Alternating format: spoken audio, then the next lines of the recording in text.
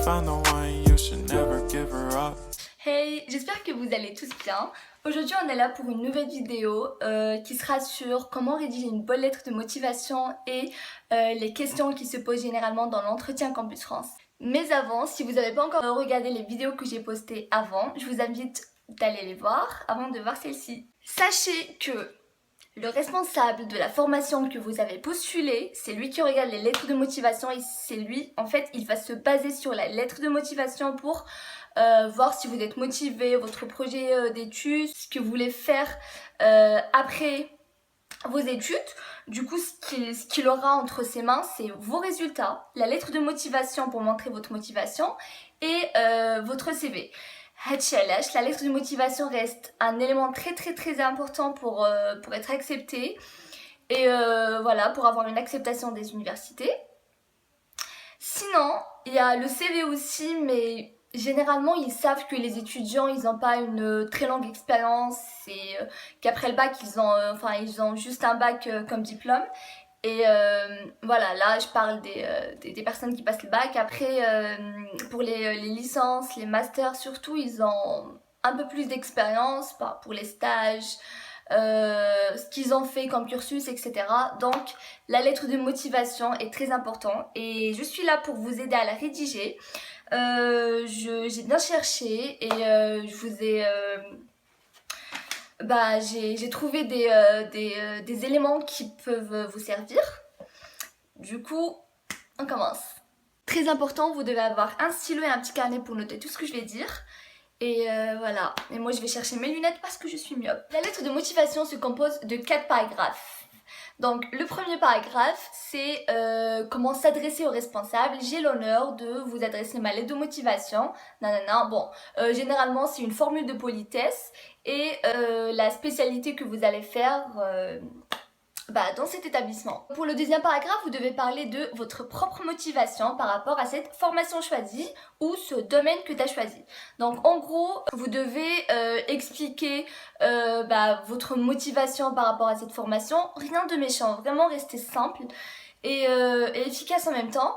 Voilà, donc je l'ai choisie par exemple parce qu'elle est complémentaire avec mon parcours actuel ou voilà parce que je voulais faire cette formation pendant très longtemps, nanana, pourquoi, et voilà, ça doit pas être très long mais compréhensible et vous devez juste montrer aux responsables que vous êtes motivé de faire cette formation. N'oubliez pas, avant de choisir la faculté, renseignez-vous sur la faculté. Donc normalement il y a des sites que vous devez cliquer dessus et ça va vous faire sortir toutes les matières. Ce que je veux dire, c'est que ces informations que vous allez trouver dans la fac, parce que ça change d'une faculté à l'autre, du coup ça va vous servir dans votre rédaction de lettres de motivation. La clé, c'est que vous devez montrer à la personne que vous vous êtes renseigné sur la formation et que vous maîtrisez ce qui vous suit comme étude. Et ça va vous servir aussi pour votre entretien Campus France. C'est très important. Pour le troisième paragraphe, vous allez écrire sur vos objectifs personnels. Donc chaque formation a des débouchés. Vous devez vous renseigner sur ça, donc juste pour montrer aux responsables de la formation une idée de ce que vous voulez faire après vos études. Comme ça, la lettre de motivation est claire. Donc ces deux paragraphes, ils sont très importants. Mais tout de même, restez juste... faut juste que ça soit compréhensible et cohérent. Pour le dernier paragraphe, ça sera une simple fermeture. Vous allez fermer votre lettre de motivation par 2 simples phrases. Veuillez agréer, monsieur, nanana. Bon, vous savez de quoi je parle. Donc, après avoir noté les paragraphes de la lettre de motivation sur votre carnet, on va passer à l'entretien Campus France. Je vous avoue que pour le TCF, je l'ai pas vraiment préparé. Je suis partie là-bas à l'improviste, mais ça s'est très bien passé, alhamdoulilah. Par contre, pour l'entretien Campus France, je me suis faite 3 pages où j'ai écrit toutes les questions possibles, j'ai répondu aux questions et je les ai appris. Comme ça, je stresse pas à côté de la personne qui est à côté de moi et pour que ça se passe très bien. Donc c'est ce que vous devez faire. Là j'ai préparé des questions. C'est des questions qui sont généralement posées dans les entretiens.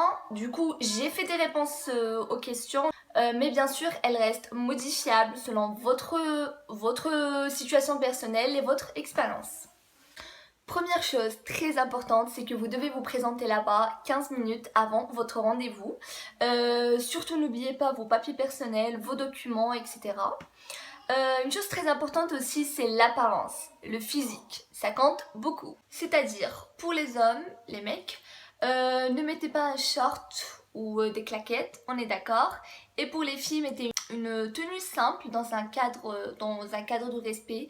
Et si vous voulez mettre du maquillage, il faut que ça soit très léger. Vous allez attendre un tout petit peu dans la salle d'attente. Après la question, la personne en question, elle va vous appeler dans son bureau. Vous dites bonjour avec un petit sourire. Vous attendez qu'elle vous donne la permission de vous asseoir. Si elle ne le fait pas, vous lui demandez la permission de vous asseoir poliment.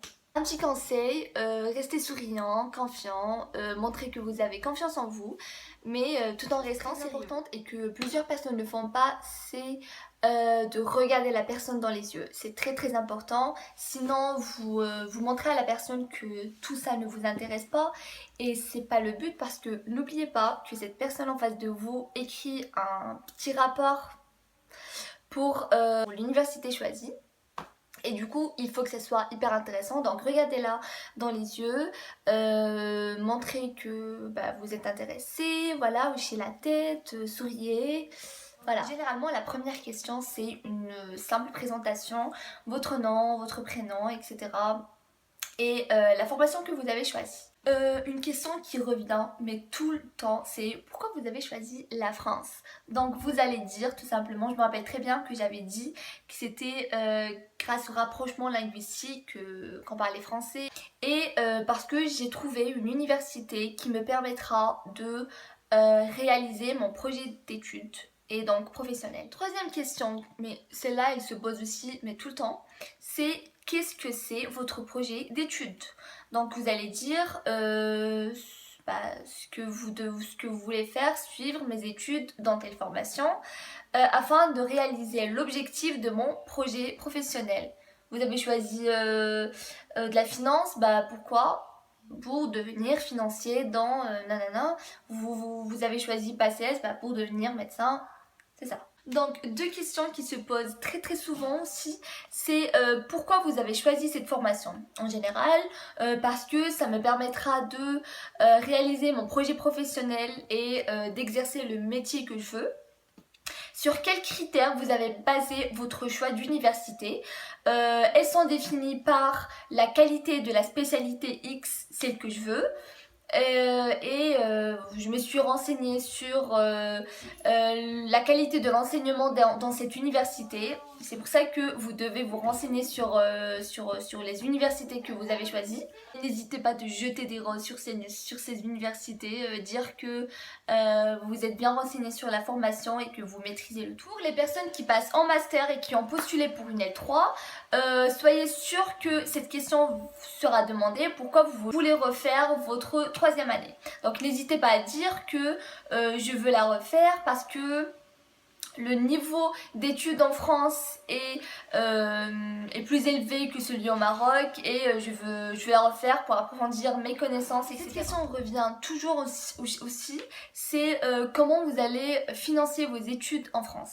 Donc généralement c'est vos parents et un conseil, de préférence ne dites pas que vous allez travailler à mi-temps là-bas, même si vous allez le faire, mais voilà. Laissez ça à part. Non, il y a des questions un peu cheloues qui se posent aussi. Du coup, renseignez-vous sur le coût mensuel d'un étudiant en France, le prix des loyers, genre la moyenne. Parfois, ils demandent vos qualités, vos défauts. Du coup, il faut être capable de dire ça, de savoir ses qualités et défauts. Donc, n'hésitez pas à les écrire dans un bout de papier. Dernière question, elle m'a été demandée, du coup je suis sortie de l'entretien dégoûtée. C'était et si aucune université ne vous accepte? Je me rappelle très bien que j'étais déçue, je savais pas quoi dire et j'ai dit c'est pas grave, je vais postuler dans une université ici. Donc vous dites tout simplement, je serai sûrement déçue. vous le précisez quand même, mais ce n'est pas une raison pour me décourager. Je vais améliorer mon dossier pour ma prochaine fois. Voilà, soyez optimistes quand même. Voilà, la vidéo est finie. J'espère que ça vous a plu, que mes informations étaient utiles. N'hésitez pas, si vous avez des questions, à les poser en bas de la vidéo. Sinon, envoyez-moi des messages sur Instagram, je réponds à toutes les questions. Et si vous voulez que je fasse une autre vidéo de ce genre, n'oubliez pas de vous abonner sur la chaîne et sur mon compte Instagram aussi. Et voilà, je vous laisse et je vous dis à la prochaine vidéo. Was sitting all day long on my pajama, eating peanut butter jelly with my mama. Always fighting with myself just for the drama, just for the drama, just for the drama.